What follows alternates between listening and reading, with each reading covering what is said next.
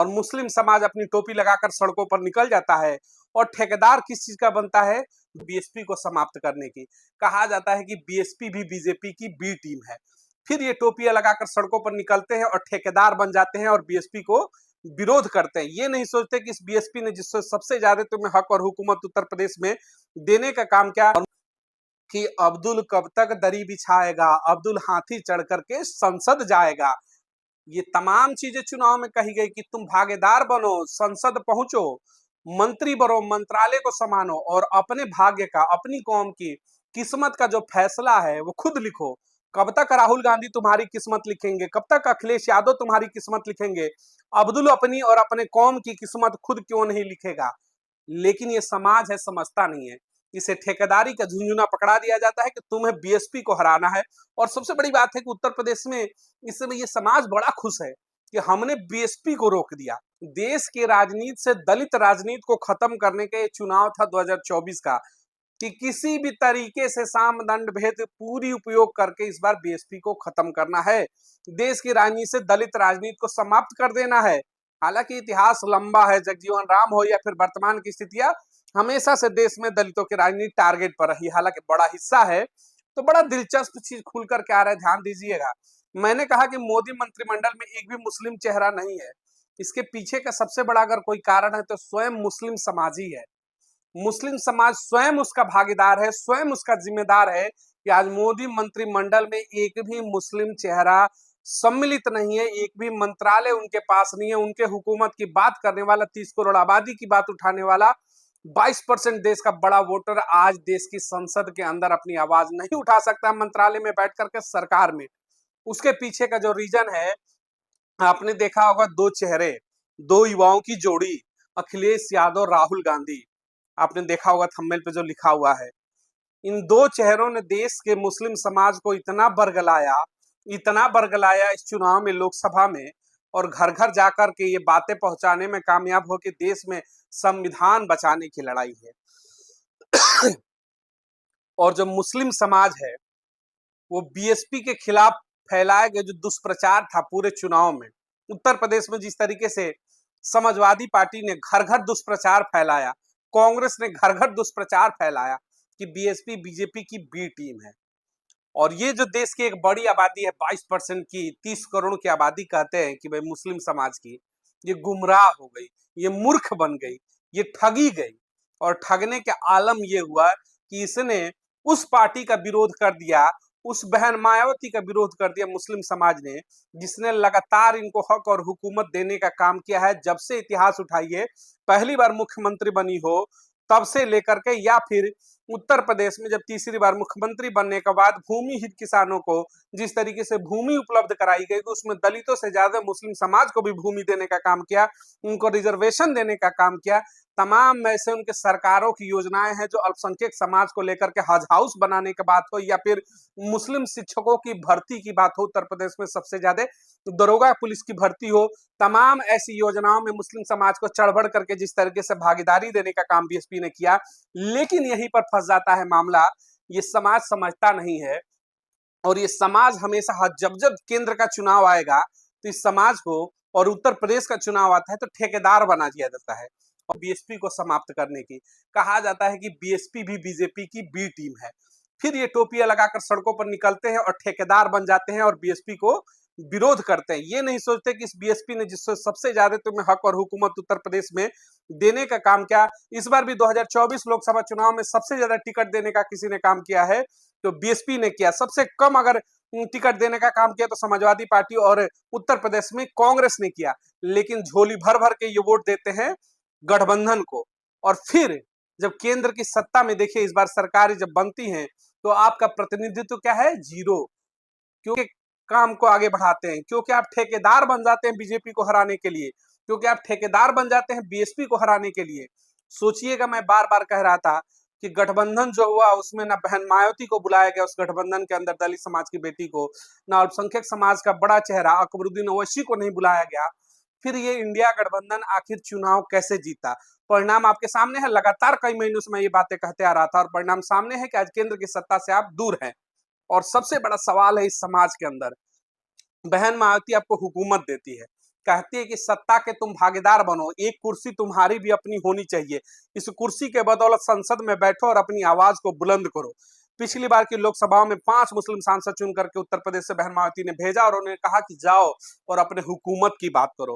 लेकिन सवाल ये है कि आपको संसद में नहीं बैठना है, आपको अपने हुकूमत के लिए, अपनी किस्मत के लिए आवाज बुलंद नहीं करनी है, आपको अपनी कैबिनेट में जगह नहीं चाहिए, आपको मंत्रालय नहीं चाहिए, आपको बड़े बड़े विश्वविद्यालयों में जगह नहीं चाहिए, आपको देश के अंदर जो पूरी सिस्टम है उसके आप भागीदार नहीं बनना चाहते हैं, बड़े स्तर के व्यापारी नहीं बनना चाहते हैं, आप सिर्फ और सिर्फ ये मुस्लिम समाज ठेकेदार बनना चाहता है। और वो भी ठेकेदारी पीडब्ल्यूडी का नहीं बनता है कि जहां पर बड़े लेवल के ठेकेदार नहीं, इनको ठेकेदारी थमा दी जाती है कि तुम्हें बीजेपी को हराना है, तुम्हें बीएसपी को हराना है। और ये ठेकेदार बनकर के सड़कों पर आते हैं, झोली भर भर के वोट करते हैं। और केंद्र की सत्ता में देखिए आज चर्चाएं उठी कि एक भी मुस्लिम समाज को प्रतिनिधित्व क्यों नहीं मिला। इसका सवाल आप पूछिए राहुल गांधी से कि राहुल गांधी, आपको तो मैंने झोला भर भर के वोट दिया, इंडिया गठबंधन को झोला भर के वोट दिया, नेता प्रतिपक्ष पर चर्चा हो रही है कि कौन बनेगा। वो भी मैं आपको बता दूं, एक कैबिनेट लेवल का पावर होता है, एक कैबिनेट मिनिस्टर इतनी हैसियत होती है नेता प्रतिपक्ष की। चर्चा हो रही है कि राहुल गांधी बनेंगे। क्यों बनेंगे राहुल गांधी? इस मुस्लिम समाज को पूछना चाहिए कि तुम्हें झोली भरकर वोट हमने दिया, संविधान बचाने की लड़ाई हमने लड़ी, तो नेता प्रतिपक्ष की कुर्सी देश के किसी मुस्लिम समाज के नेता के पास होनी चाहिए, किसी अल्पसंख्यक समाज के उस मुस्लिम चेहरे को संसद में नेता प्रतिपक्ष बनाए राहुल गांधी। अगर वाकई में देश के अल्पसंख्यकों की आप चाहते हैं भागीदारी सुनिश्चित करना, अखिलेश यादव 37 सीटें उत्तर प्रदेश में जीतकर, एक जहां समाजवादी पार्टी मृत अवस्था में पड़ी हुई थी, पिताजी ने 2012 में चुनाव जीत करके थाली परोसी, मुख्यमंत्री बन गए। उसके बाद से अखिलेश यादव को देखिएगा, 2014 का लोकसभा चुनाव हारते हैं, 2017 का विधानसभा चुनाव हारते हैं, फिर से 2019 का लोकसभा चुनाव हारते हैं, 2022 का विधानसभा चुनाव हारते हैं और बीच में निकाय चुनाव 6 हारते हैं। यानी 12 चुनाव लगभग का अखिलेश यादव हारकर में तो उनकी राजनीति पर सवाल था, लेकिन गुमराह करके देश और उत्तर प्रदेश के दलितों और मुसलमानों को झोली भर लिया अपने वोट का और 37 वोट लेकर के सीना चौड़ा करके घूम रहे हैं। अखिलेश यादव जी, आप अपनी पार्टी में जिस तरीके से कहते आ रहे हैं मुस्लिम वोटरों का आपने भर भर के वोट लिया, क्या आप राष्ट्रीय अध्यक्ष बनाएंगे किसी अल्पसंख्यक समाज को, किसी मुस्लिम चेहरे को राष्ट्रीय अध्यक्ष बनाएंगे? आप नहीं बना सकते। उत्तर प्रदेश में क्या किसी मुस्लिम को आप अपने पार्टी का अध्यक्ष बना सकते हैं? प्रदेश अध्यक्ष तक नहीं बना सकते हैं आप।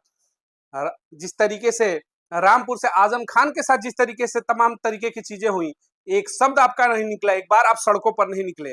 ये समाजवादी पार्टी को जो खुल करके वोट करता है मुस्लिम समाज, उससे भी सवाल है। सोचिएगा, आज से 30 से 35 साल पहले एक राजनीति में आई हुई परिवार की पार्टी आज महलों में रहती है, पूरा का पूरा परिवार सांसद है, पत्नी सांसद है, भाई सांसद है, भतीजा सांसद है, घर से कम से कम दर्जन भर सीटें सांसद की निकली, कोई विधायक है, कोई जिला पंचायत है, और आप कहाँ हैं? आप उसी आज फल के ठेले पर हैं और उसी पंचर की दुकान पर हैं जहां आपका अस्तित्व आज से 40 साल पहले था। तो इस अल्पसंख्यक समाज को सोचना पड़ेगा कि आप वोट तो देते हो इनको जरूर, इनके ऊपर विश्वास करके, वो समाजवादी पार्टी हो या फिर कांग्रेस हो, क्या आपको प्रतिनिधित्व मिलता है?